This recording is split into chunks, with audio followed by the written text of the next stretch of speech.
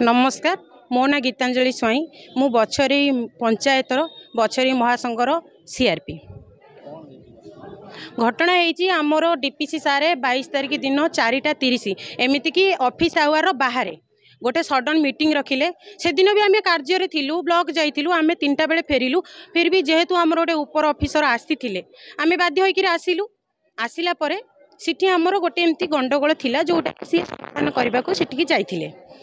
जीवा फल से तो क्या कथा कहवाक चांस देलेनी। से तांको कथा गोटे तरफा कहला परे सिटी मेन आमर कथा होची से हमको अपमान करचंती कदर्य भाषा कहते एमती कि आमको चाकर बोली कहते माड़ुआ बोली कहते घमंडी बोली कहते आमे आम निज काम ठीक से तुलाउन बोली एमती मिछ अभियोग करचंती।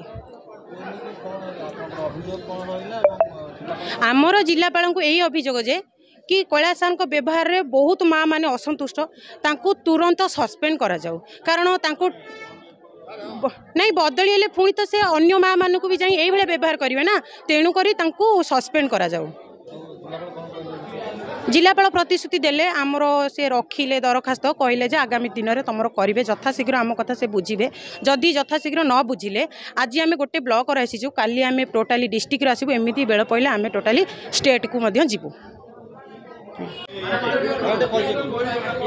मो ना हूँ सुभाषिनी जेना मो बछरे पंचायत संघर जड़े एमबीके भाव में कार्य बछरे जीपी मुझे एमबीके भाव में कार्यरत कर आम जीपी रे गोटे आंचलिक मंच जे बारतुंगा आंचलिक मंचर 4 गोटे एसएचजी रो गोटे डिस्टर्बांस थिला गोटे 1 वर्ष धरी डिस्टर्बांस थिला से डिस्टर्बांस को समाधान करने डीपी सार आमको हठात 4:30 समय मीटिंग डाकी थिले। तो आम समस्ते जाइलु से मीटिंग रे समस्त इसी मेंबर जो आमर जे इलेक्टोरिक मेंबर तांको उपस्थित आमको बहुत निम्नमानर दुर्व्यवहार करते जमती सामने आमको चाकर बोली शब्द कही घमंडी आउ तमें माड़ुआ तो तू ता व्यवहार करके आमको बहुत खराब व्यवहार करते जो से बहुत असम्मान रहे जेहेतु आम गोटे कम्युनिटी कार्डर कम करुचु तो आमको एपरी भाव असम्मान जोटा आमको सहनशील लगे। डीपीसी ना हूँ कैलाश चंद्र सेनापति डीपीसी ही अच्छा डीपीसी डीपीएम आज्ञा बर्तमान आम ये अभियोग आमर एमबीके सीआरपी गोटे संघरे आम गोटे कम्प्लेन देइथु लिखित आकार में से लिखित आकार में गोटे कम्प्लेन आम कलेक्टर सार को देचु। बर्तमान सार कहले यार सब कलेक्टर को पठेक यार गोटे इनक्वारी करा जिवो।